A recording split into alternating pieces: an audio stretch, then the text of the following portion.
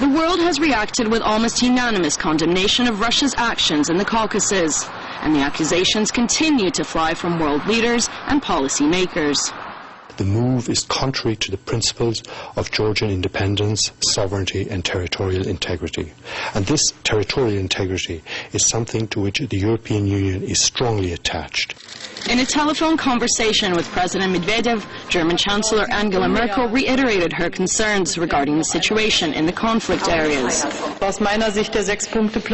In my view, the six-point peace plan regrettably has not been fulfilled, particularly in view of the presence of Russian troops in Poti and other checkpoints. The initial shock and diplomatic fury are being tempered with some restraint. The British Foreign Office, which was quick to call the decision unforgivable and unacceptable, says it believes isolating Russia would be counterproductive. France's Nicolas Sarkozy says no one wants to go back to the past. Nobody wishes to return to the period of the Cold War. NATO is not an opponent, but a partner of Russia. With regards to the European Union, it has the will to build an intricate and positive relationship with Russia. Sarkozy has also been among the first to switch from rhetoric to action. He has urged all sides involved to start talks on security measures to guarantee stability in the region. Turkey, which is a NATO member state, came up with the mildest response. Officials in Ankara are calling for the conflict to be resolved through dialogue. Italy's former president Francesco Cossiga says South Ossetia and Abkhazia have the historic right to independence, or at least to self-determination. And some Western experts believe that hysteria is being hyped up by the United States. It's more a matter of overreaction and wrong reaction being a commonplace of American foreign policy. There is so much paranoia in the American dominant right-wing Republican political world. They instinctively see threats and enemies, and they also see opportunities.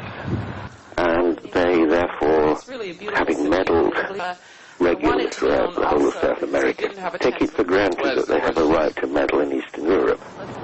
For now, it's doubtful the diplomatic fighting will come to an end soon. The question is whether it will intensify, and if the consequences become more concrete than just words. Maria Dunaiva, RT. Well, in response to international reaction that continues to pour in from around the world, Russia's Foreign Minister Sergei Lavrov said Moscow is surprised by the West being so critical of Russian efforts to settle the conflict in South Ossetia and Abkhazia. When our Western colleagues lecture Russia concerning its position on South Ossetia and Abkhazia, this puzzles us. They disregard the facts, they avoid our questions concerning how this all started, and they completely ignore the fact that we lost hundreds of our civilians and peacekeepers who were operating under an OSCE mandate. Well, the Russian people are backing their government's decision to support South Ossetia. That's according to a recent poll held by the Levada Center. Well, 87% are in favor, whilst only 6% think Medvedev has got it wrong. Nearly half the people predict relations with the West will gradually return to the same level they were at before the conflict. But one-third of respondents are not so optimistic. They expect relations to get worse, with the possibility of a new Cold War.